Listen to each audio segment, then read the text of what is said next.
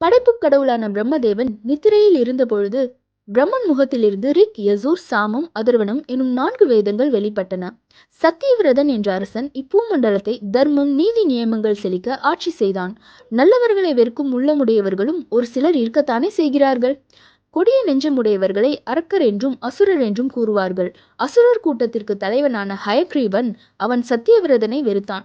நீதி வழியே செல்பவர்களை கண்டால் அக்கிரமக்காரர்களுக்கு வெறுப்பும் கோபமும் ஏற்படத்தானே செய்யும். வேதங்களும் ஒதுகின்ற நீதி முறைப்படி ஆட்சி செய்து வந்த சத்தியவிரதனின் புகழ் 8 திசைகளிலும் பரவி வந்ததைக் கண்டு அசுரர்கள் உள்ளம் எரிந்தது. அந்த வேதத்தை திருடிக் கொள்ள வேண்டும் என்று அசுரர்கள் தக்க சமயத்தை எதிர்பார்த்து கொண்டிருந்தார்கள். தக்க சமயம் எப்பொழுது வாய்க்கும்? உலகத்தில் பெருங்குழப்பம் ஏற்பட வேண்டும். யுக பிரளயத்தின் போதுதான் இந்த பெருங்குழப்பம் ஏற்படும். அந்த நேரம் பார்த்து வேதங்களை களவாடி கொள்ள வேண்டும் என்பது அசுரர்களின் திட்டம்.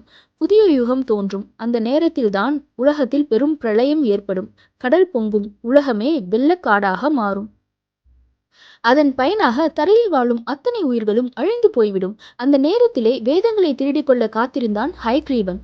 அரக்கர்களின் கொடிய திட்டத்தை திருமால் புரிந்து கொண்டார். உலகை காக்கும் திருமாலின் உள்ளத்திலே அருள் சுரந்தது. ஒரு சின்ன மீன் உருவம் எடுத்தார். சத்தியவிரதன் நாட்டை ஆளும் அரசனாக இருந்தாலும் ஒழுக்கத்தில் ரிஷியைப் போல வாழ்ந்தான். அதனால் அவன் ஒரு ராஜ ரிஷி என்றே கருதப்பட்டான். அவனிடம் வழக்கமாக சந்தியாவந்தனம் செய்ய பயன்படும் நீர் பாத்திரமான கமண்டலம் இருந்தது. சின்ன மீன் அவதாரம் எடுத்து பெருமாள் அந்த பாத்திரத்துக்குள் நுழைத்து கொண்டார். சத்தியவிரதன் கையில் உள்ள கமண்டலத்தில் உள்ள நீரை கையில் கொட்டி ஸ்தோத்திரத்தை செய்ய தொடங்கிய போது அவர் கையில் ஊற்றப்பட்ட நீரிலே ஒரு சிறிய மீன் துள்ளி கொண்டிருப்பதை கண்டு வியப்புற்றார். அந்த மீன் அவனிடம் பேசத் தொடங்கியது. மன்னா, என்னை காப்பாற்றுவது உன் பொறுப்பு என்றது மீன். அரசன் இயல்பாகவே இரக்க குணம் வாய்ந்தவன். அம்மீனின் கெஞ்சுதல் அவன் உள்ளத்தை மேலும் இழக்கச் செய்தது. அவன் அரண்மனையில் ஒரு சிறிய கிணற்றில் இந்த மீனை விடுமாறு காவலரிடம் பணிந்தார். மறுநாள் அந்த மீனை பார்க்க மன்னன் அக்கிணற்றிற்கு சென்றான். அந்த கிணறு அளவுக்கு பெரிதாக அந்த மீன் வளர்ந்திருந்ததை கண்டு ஆச்சரியப்பட்டார். பெரியதாக வளர்ந்ததால் கிணற்றில் அதற்கு இடம் போதாது என்று எண்ணி அதை ஒரு ஏரியில் விடுமாறு ஏவினான். மறுநாளே அது ஏரியின் அளவிற்கு பெரிதாக வளர்ந்து விட்டது. தினமும் அது அசுர வேகத்தில் வளர்ந்து வருவதைக் கண்டு மக்களும் மன்னரும் ஆச்சரியம் அடைந்தார்கள். அடுத்த நாளே அம்மீன் 6 கொள்ளாத அளவிற்கு மிக மிக பெரியதாக வளர்ந்து விட்டது. இனிமேல் அம்மீனை கடலில்தான் விட வேண்டும் என்று கருதினான் அரசன்.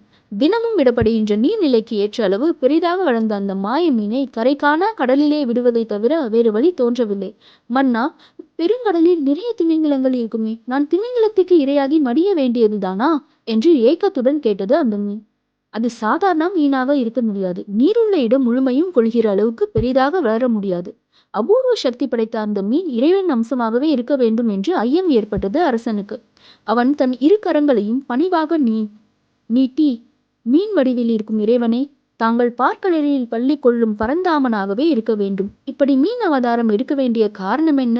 மச்சவதாரம் எடுத்திருந்த பெருமாள் சத்தியவிரதனுக்கு காரணத்தை கூற முற்பட்டார். இப்பூவுலகத்திற்கு நன்மை செய்யவே நான் மச்சவதாரம் எடுத்தேன். கவனமாக கேள்.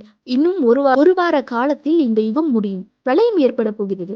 எங்கும் கடல் சூழ்ந்து கொள்ளும். இந்த பூமியை நீரில் மூழ்கி அழியப் போகிறது. நான் சொல்வதைப் போல நடந்து கொண்டால் உலகத்தை முற்றிலுமாக அழிந்து போகாமல் காப்பாற்ற முடியும் என்றார் பெருமாள்.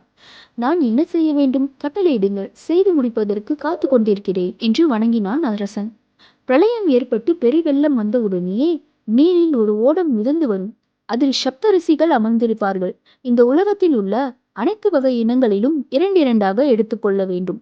நீ மக்கள், மிருகங்கள், பறவைகள், ஊர்வன, நீந்துவன, தாவரம் இவை போன்று உலகில் எத்தனை வகைகள் உள்ளனவோ அத்தனை வகைகளிலும் 2 எடுத்துக்கொள். பெருவெள்ளம் வருவதற்கு முன் நீ தேர்ந்தெடுக்கும் அவ்வளவையும் அந்த படகிலே ஏற்றிவிடு. நீயும் அந்த படகிலே ஏறிக்கொள். அந்த படகை கங்கை நதியின் நீரோட்டத்தின் வழியே செலுத்து. பயங்கரமான காற்று வீசும். அவ்வேளையில் நான் மீன் உருவில் இருப்பேன். என்னை கண்டு என் பல் ஒன்றிலே படகை இழுத்து வந்து கட்டிவிடு. நான் அப்படகினை பிரளய காலம் முழுவதிலும் நீரில் இழுத்து சஞ்சரிப்பேன். படகில் உள்ள அனைத்து உயிரினங்களையும் நான் காப்பாற்றுவேன் என்று கூறி பெருமாள் நீருக்குள் மறைந்தார். பெருமாள் கூறிய அத்தனை நாளையும் நேரத்தையும் எதிர்பார்த்து காத்து கொண்டிருந்தான் சத்தியவிரதன்.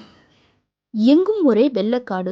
நிலப்பகுதியே கண்ணிற்கு தென்படவில்லை. பெருமாள் கூறியபடி எல்லா உயிர்களையும் படகிலே ஏற்றிக்கொண்டு சத்தியவிரதன் கடலை நோக்கி சென்றான். யுகம் முடியும் காலத்தில் ஏற்படும் குழப்பங்களை தன் திருட்டுத்தனத்திற்கு பயன்படுத்திக் கொள்ள துடித்துக் கொண்டிருந்த அசுரர் ஹயக்ரீவன் 4 வேதங்களையும் திருடிக்கொண்டு கடலுக்கு அடியில் சென்று ஒளிந்து கொண்டான்.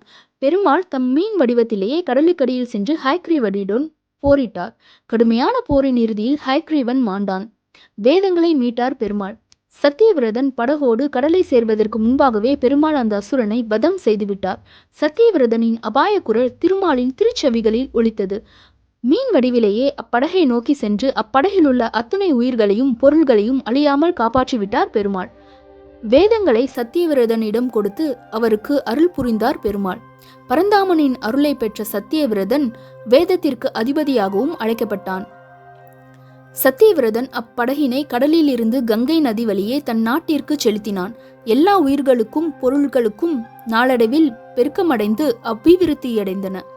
வேதங்களின் முறைப்படி தானமும் தர்மமும் தலை தூக்க தொடங்கின. ஹயக்ரீவன் எனும் கொடிய அரக்கனை ஒழித்து வேதங்களை காக்கவும் யுகம் முடிவில் பிரளயத்தில் உலகம் முழுமையும் அழிந்து போகாமல் இருக்கவும் பெருமாள் மச்சவதாரம் எடுத்தார். புது யுகத்தில் நியாயமும் நேர்மையும் அசுரர் பயமின்றி தலை தோங்கின.